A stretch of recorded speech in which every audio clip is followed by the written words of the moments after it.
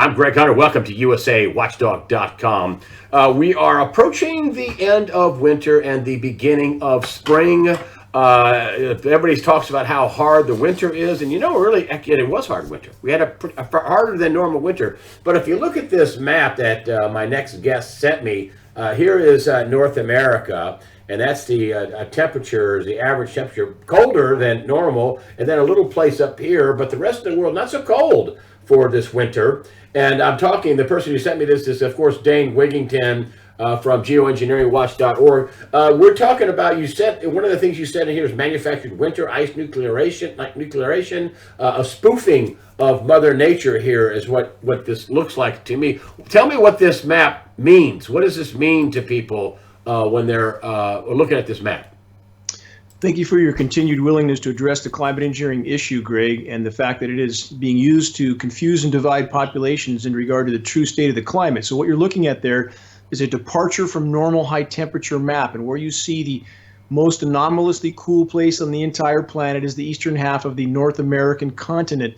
And if we look at the departure from normal temperatures for surface level going back nearly a decade, the most anomalously less warm place consistently for that span of time is the eastern half of the North American continent. That is not nature. That is the country with a military that's bigger than the next 10 militaries combined, using its massive military resources and climate engineering operations to consistently cool down the most populated portions of the U.S. to continue fueling division and confusion in regard to the true state of the climate. And Greg, I know you know how long I've tried to sound the alarm as to what's unfolding. And at this point, we are so perilously close to unimaginable changes. And even now, the population is oblivious to the fact that the biosphere and the climate are imploding around us, with many sources fueling that scenario. But climate engineering, the attempt to play God with the weather, if you will, being the single most destructive force on our planet today, the single most immense threat that we collectively face short of nuclear cataclysm, and even now the population is unwilling to face this issue. Well, I was out in Missouri this winter, and I kid you not, I even brought up your name because you were talking about weather whiplash, and one day, I kid you not, it was 62, and the next day it was like 18 degrees. It's like wackadoodle in early February, dead of winter. The climate engineers need moisture to use a process called chemical ice nucleation for weather modification. Greg, I know you know most people are fully aware of cloud seeding operations, correct? They accept that's a reality, correct? Yeah. People know about weather modification, but yet somehow when it comes to the scenario that their governments, not just our own, but other governments around the globe, colluding and cooperating with their own government, by the way. Major powers that we perceive to be adversarial are colluding and cooperating on this issue because of the cross-border ramifications. But when it comes to engineering the climate on a much more massive scale, people have managed to try to convince themselves it's not going on, that our government would never do this without asking our permission, which is a very naive notion. So the bottom line is climate engineering is real, ongoing, cataclysmic effects, very toxic materials being seeded into our clouds, which means it comes down through the air column, which means we breathe it, starting with aluminum. And Greg, I know you know, and most of your listeners know, how horrifically damaging aluminum is to the human body when it's absorbed. Why has it been so hard to get people to believe this? I tell people all the time, I have people that naysaying, oh, that's not happening, whatever. I said, that Dane Wigington's a liar, and they say, which I don't think so. But I tell them, I said, nobody would amass. I mean, if anybody's gone to geoengineeringwatch.org, it might take you, I know at this point, months to go over every page, every statistic, every government document, every scientific paper, every whistleblower, every piece of video, the lawsuits that you've had to try to unseal and ungag people in NOAA, the National Weather People. I mean, it's a huge, almost avalanche, overwhelming body of information. We've done our best to sound the alarm. Our legal action is ongoing. We just received several more Freedom of Information Act requests, which were thwarted for some time due to the government shutdown. We weren't getting those coming in. But here's the bottom line, Greg.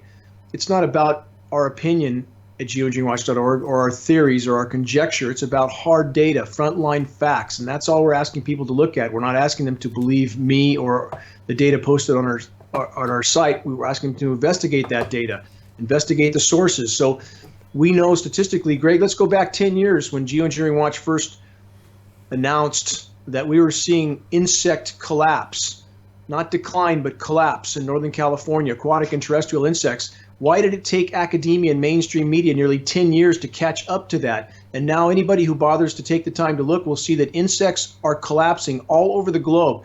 I would ask this simple question, Greg. If the insects can't survive, how long does anyone think we're going to be here?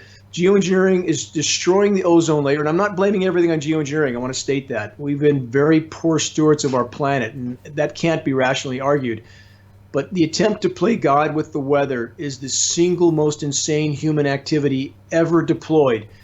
It's destroying the ozone layer, disrupting the hydrological cycle, fueling epic wildfires.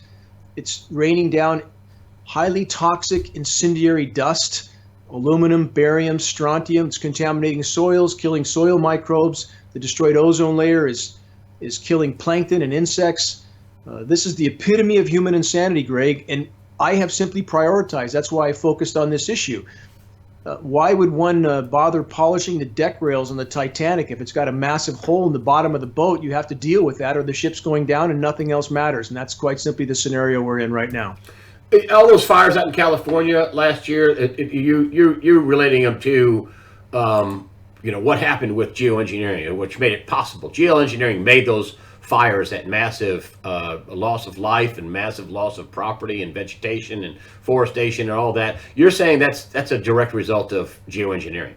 That's exactly what I'm saying. And that is not denying other forms of anthropogenic damage to the planet. Many try to twist what I say into something else. I am not denying all forms of human activity that are damaging our planet. Any form of human activity that alters the energy balance of the planet is in a sense a form of geoengineering, but the intentional climate intervention operations, let's look at the forest fire scenario by itself.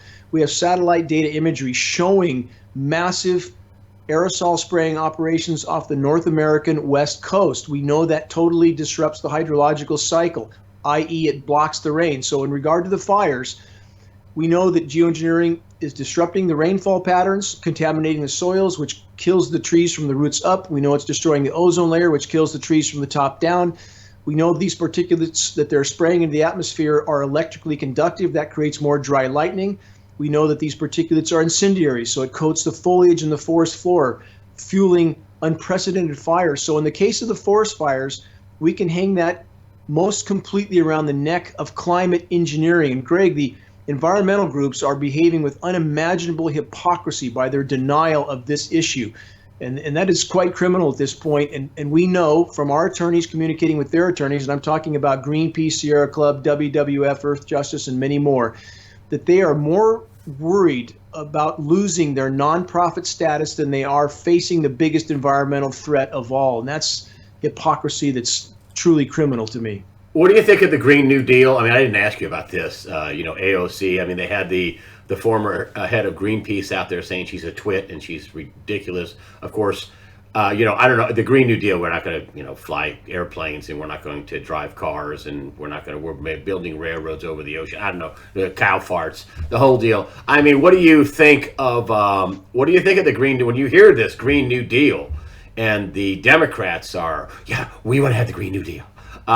What do you think of that? Let me back into this equation. First, I would argue anybody on any side of the political fence, the orchestrated political theater that the power structure uses to divide the population and to keep their eye off the horizon, that's a mistake. We need to get past any form of political division. Two, there can be no legitimate discussion about the environment or the climate or the state of the climate without first and foremost discussing climate engineering. There can be no legitimate discussion about climate engineering without discussing the engineered winter scenarios it is creating. Bottom line, mathematically speaking, and I don't care who rolls their eyes and walks away from the statement I'm about to make, mathematically speaking, if we remain on the current course with business as usual, we will all be gone in a decade or less, all of us. This is a statistical mathematical fact. Let's look at wildlife populations. Mathematically, statistically, we've lost 60% of Earth's wildlife populations in the last 40 years. on the current trajectory, if the rate of die-off doesn't increase, and it is increasing, the 0 hour for no wildlife left on planet Earth is 2026. We've already lost 80 to 90% of Earth's insect populations. We won't be here much longer. That's the fact of the matter, Greg. And the powers that be, the last potential counterbalancing force on the planet is the U.S. population. If they would wake up, if they would get past their political divides, get past the smoke and mirrors distraction, and focus on the fact that our planet is going down in flames, no environment, no people. That simple. And those in power are doing everything they can to pacify populations in the U.S. until the last possible moment. And that includes, Greg, importing about $40+ billion worth of food into the U.S. from countries that are starving to death themselves to keep our store shelves stocked, again, to keep the U.S. population pacified until the last possible moment. What makes you I don't know, is there something new in terms of other than this chart, this is a different version of the same chart you sent me, which again you has a whole planet and then you see this anomaly here over North America. Is this something that just is flashing a big giant warning sign to the road to perdition? It should be. Now keep that up, because that is a different map than what you showed initially. That map represents the departure from normal high temperatures for an entire year span, November 2017 to November 2018. And in fact, the last 10 years look similar. Now, everyone should ask themselves, is that nature that just happens to be keeping the eastern half of the North American continent less warm than the rest of the world? It's not nature. It's the fact that the United States of America as a military, again, bigger than the next 10 militaries combined, and it is being used to confuse and divide the American population as to the true state of climate collapse. And I want to use that term very clearly. We don't face global warming. We face abrupt climate collapse in the geologic blink of an eye. So people need to look at the wider horizon, the record warm temperatures just happening in UK, Australia, South America, fires burning just as tenaciously as they burnt in the northern hemisphere last summer. It appears that the climate engineers are intentionally, and we did a full report on this at geoengineeringwatch.org with numerous scientific studies cited. It appears that the climate engineers are intentionally drying out huge swaths of forests so that those fires burn with unimaginable intensity. That launches massive amounts of particulates into the atmosphere. The hotter the fires burn, the higher the particulates are elevated to, the longer they stay aloft, and that has a temporary cooling effect on the polar regions because of the Coriolis effect, the spin of the planet. It spins these particulates north. That's how desperate the climate engineers are. They are willing to sacrifice huge swaths of forest to put light scattering particles into the atmosphere. Greg, you're familiar with the nuclear winter term and the scenario it represents, correct? Yeah. Blocks out the sun. So, blocks out the sun. Exactly. So that is, in principle, what the climate engineers are doing. And people ask this, Greg, this is commonly asked, why would, quote, they do this to themselves? And we answer that question over and over at geoengineeringwatch.org. There's a section on the top of our homepage, the most commonly asked questions answered. And bottom line is, let's stand back and look at what, quote, they, and who are they? The people who print the money, who fund militaries, who thus run countries. That's the they at the top of this ladder. And what have they done to themselves? They've detonated over 2,000 nuclear bombs. Did they ask anyone's permission at all, Greg? Anyone's? No, they didn't, including detonating those bombs on U.S. soil. We now have peer-reviewed study to prove that the fallout from the nuclear detonations on U.S. soil is indirectly responsible for nearly 500,000 deaths in the U.S.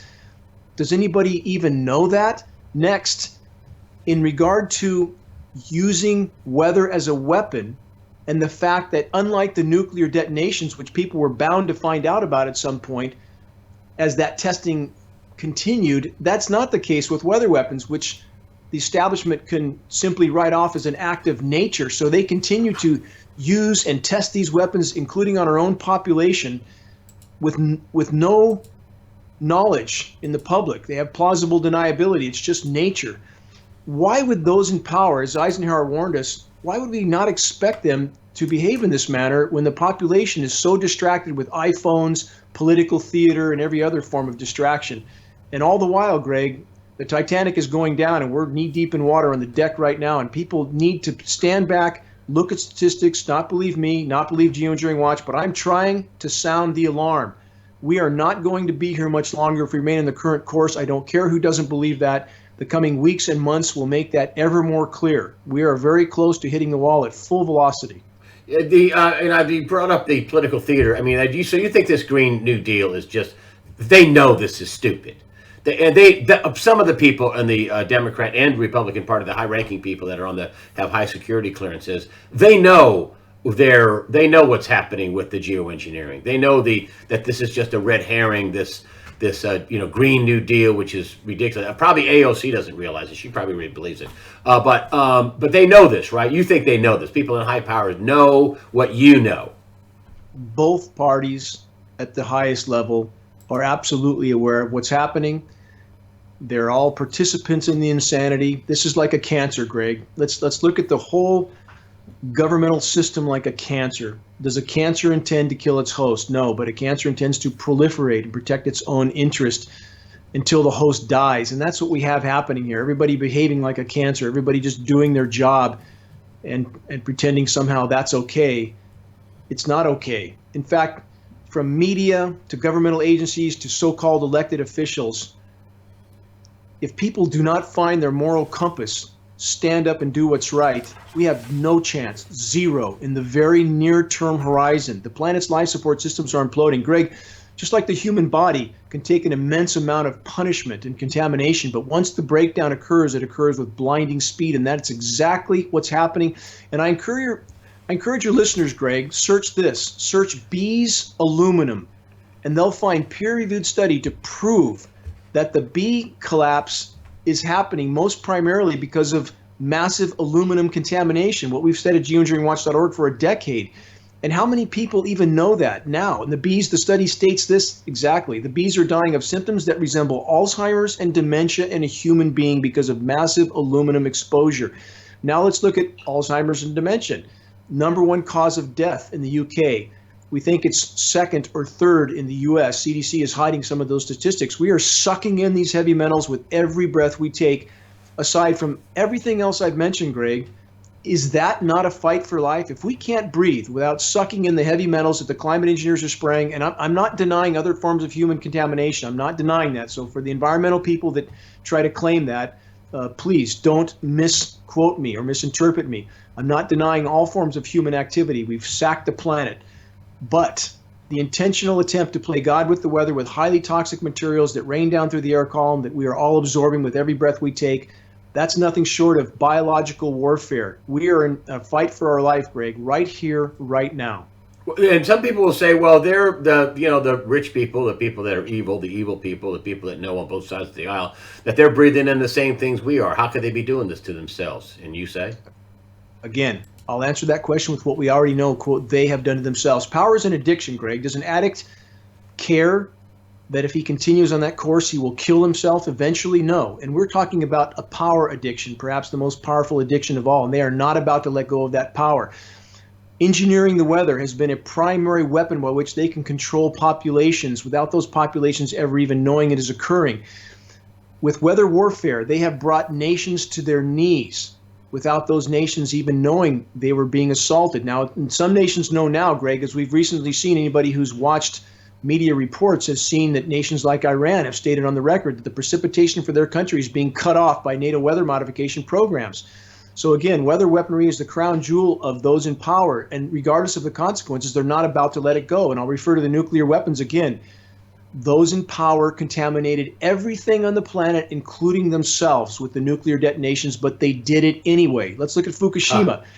Fukushima if it continues long enough and other factors don't kill us all first, which I would argue is going to be the case on the current course, Fukushima is a global extinction event all by itself. Triple nuclear volcano, no end in sight, no technology to fix it. And we're building 60 more nuke plants right now. That's one more factor that they are doing to themselves. So people need to not use that as an excuse to ignore what's occurring right now. And I want to state this, Greg, the vast majority of people involved with these programs, including military personnel, are being told that what they're doing is a planet-saving activity, that they're doing this for the greater good, which could not be further from the truth. So we need our military brothers and sisters as well to look themselves in the mirror, remember their oath to protect their population from all threats, foreign and domestic. We need them to find their courage, do the right thing, stand down from these programs, and stop killing their own along with the rest of the planet. What do your military sources say? Have you had military sources say, I just can't get through to anybody, or, I'm afraid to stop, or what do your military sources say? I know you have them. I did an hour interview with a major general, a 2-star major general, former head of an Air Force base. I would encourage people to watch that. They can go to geoengineeringwatch.org, interview with the general, and another Army major general, General Bert Stubblebine, and General Richard Rolig. Two generals I've interviewed. They can only say so much without risking their lives, but I would encourage people to look at that and understand that all those in the military, all of them, have unimaginably draconian confidentiality agreements, and they are trying to say what they can without ensuring their demise. We have they're a very courageous Air Force industrial hygienist, 12-year veteran of the Air Force, Kristen Meghan, who I think has gone silent now. We're going to try to reach her again, but she spoke out on the record. And the last conversation I had with Kristen was she got a call from her base commander after she was out of the military, who asked her, quote, "Who's going to take care of your daughter, Kristen?" What kind of people do we have in the military that when we have a courageous person like Kristen Meghan trying to speak out about the contamination, which was her job to disclose, that she knew was climate engineering, aluminum, barium, and other contaminants that were raining down on us, and when she tried to tell the truth, she was silenced as well. So we live in this Orwellian society, Greg, where everybody wants to pretend everything's okay and somehow it'll all magically work out and someone somewhere is taking care of everything. That couldn't be further from the truth. If we don't wake up now, if we don't change course now, we have zero chance for near-term survival. That's a statistical, mathematical fact. Don't care who believes that. Don't care who doesn't. Ozone layer alone, let's look at one more factor. We have a former NASA contract engineer that worked directly with us. We supplied him with the equipment he used to read UVC on the surface. Now we have UVA, UVB, and UVC. That's the last spectrum of UV radiation before X-ray. We're getting it on the surface now because climate engineering is destroying the ozone layer. On the current mathematical trajectory, we're looking at total ozone layer collapse by 2025. That by itself, if we had no other problems on the planet, is a global extinction event, period. No terrestrial life left, period. It's already burning the bark off of trees. It's killing plankton. And listen to this, Greg, for the insanity. We know what the medical industrial complex does. Take this for that symptom, and by the way, here's 50 other side effects that you need 50 other pharmaceuticals for. Same mentality. So the more the climate engineers spray into our atmosphere for the purposes I've described, the stated purpose of blocking the sun to slow down global warming, which is actually trapping more heat than it deflects, doing everything else I described. But the more they spray, the more they feel they have to spray to mitigate the damage done from the spraying they did in the first place. Does that make sense? Well, the people that know, here's something else that I wanted to ask you about, because you're getting FOIA. What new FOIA stuff have you got that you can share with us?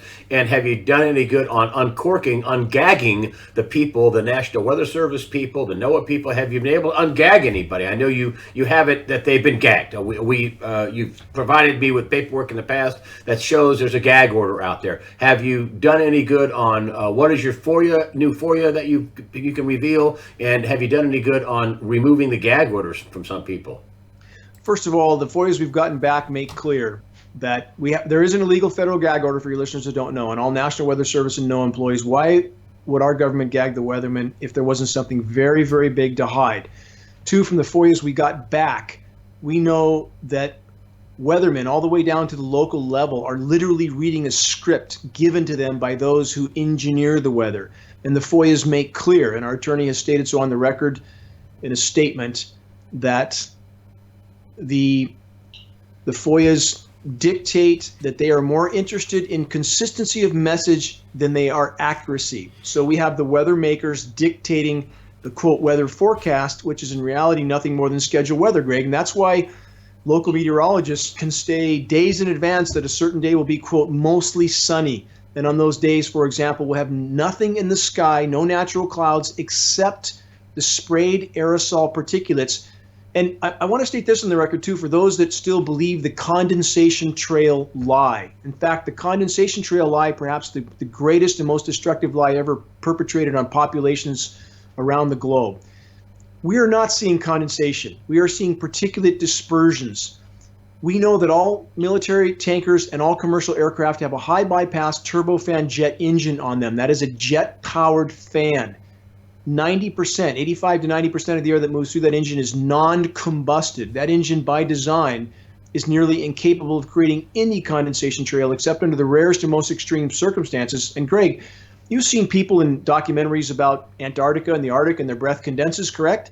Yeah. You see them walking around after 5 or 10 minutes with a big cloud hanging over their head. Condensation doesn't behave like that. This is not condensation. These are particulate trails. We have photographs of the nozzles, retrofit nozzles mounted on the aircraft, aimed into the exhaust jet stream to make this look like condensation. We have government documents, some 800 pages long. We have mountains of data to confirm these programs are real. So I want to state this to your listeners. This is not going away. This is not an issue you can put in your rearview mirror. It's in front of the grill, and we are all about to hit it at full velocity. It is destroying the entire web of life. It is destroying the planet's ability to try to respond to the damage already done to it. If climate engineering continues, it is a mathematical certainty that we face planetary omnicide in the extremely near-term horizon period. And if we can expose and stop climate engineering, I'm not saying our problems are over, not at all. But we would at least buy time. We would at least allow nature and the planet to respond to the damage done. We would at least have taken a leap in the right direction. Danny Wigington, geoengineeringwatch.org. You don't have any ads on your site. You don't sell anything. You don't have conferences. You don't sell nothing. You only take donations. I mean, I guess that's how you do it. You just live off your 401k, which is probably spent by now, and you just have donations. So is there a donations page that I can link to for you? We do have a contribution button, a donation button on our site. And where's that? And upper right-hand corner? It's on the upper right of the site. Anything that we receive goes directly into the cause. We actually do hold presentations. We've held a large one annually every year for quite some time. Everything free. Our materials. Yeah, you don't charge for that. Yeah, you don't charge. We don't charge for the presentation. We don't charge for the materials. Now we can't obviously mail materials to everyone everywhere out of pocket. We can't do that. What we do is, though, we print materials in massive quantities and we make them available on our website for our approximate cost of producing and shipping. We are only trying to get materials into circulation. I want to stress to your listeners, if you want to wake people up to this issue, which we must, I want to state this clearly, we must reach a critical mass of awareness. We must awaken families of military members so that those military members know what they're doing to their own family and hopefully stand down. The only way to stop this issue is from the inside out, to wake our military brothers and sisters up to what they're doing and so that they stand down. We must reach a critical mass of awareness, and the best way to do that is not to go out in the street, point at the sky, and start ranting. Share credible printed data, credible data online, if you will, and when you hand somebody the kind of data we have at geoengineeringwatch.org with NASA images that show undeniable, absolutely shocking and undeniable climate engineering operations and their effect on the atmosphere, government documents, gag orders, when you pass something like that onto someone, it is exponentially more effective at waking them up to this issue than pointing at the sky and ranting. So learn how to be efficient and effective at waking people up to this issue. There are activist suggestions, links on the homepage of geoengineeringwatch.org in the upper left to give much more detailed instructions. We are asking everyone to prioritize this greatest and most immediate threat we face, top priority. And the radio frequency transmissions, Greg, I want to weave into this very briefly, if I may. That's an immense threat as well. We're about to hit 5G. 5G is the same frequency used for crowd control. It is an extremely dangerous frequency, and these frequencies are part of climate engineering as well. They are used to manipulate the particulates in the atmosphere. So all these issues intertwine, and they are all incredibly lethal. This is nothing short of an all-out assault against life itself. So whatever people are focused on, whatever political theater, whatever candidate they think will save them, please look past that theater of the absurd. focus on the threat we face right here, right now, an existential threat. Help us to sound the alarm. We need all of us in this battle, or we have no chance. You're not a lefty. You're not a righty. You're a truther. Right down that. You're just getting out it ain't a left-right issue. Not at all. Not at all. It's an all issue. Life or death issue. Yes, yes. Absolutely. Geoengineeringwatch.org, huge site, huge, deep site. It would take you, I estimate months every day reading that site to get through all the interviews. Maybe a year, maybe a couple. But it's categorized. I understand it. It's very well done. It's super well done. That's what I'm saying. Nobody, and I've said this before, nobody puts out, as a reporter, nobody puts out this much information to lie to you. Because you can catch the lies. I mean, nobody puts out this much information to tell a big, fat, stinking lie. Here's my motive, Greg. I'm a father who wants a future for his children. That's what I want. That's what my mission is, and I can't look the other way. I can't. I've never been able to look the other way. I've spent 15 years in this battle.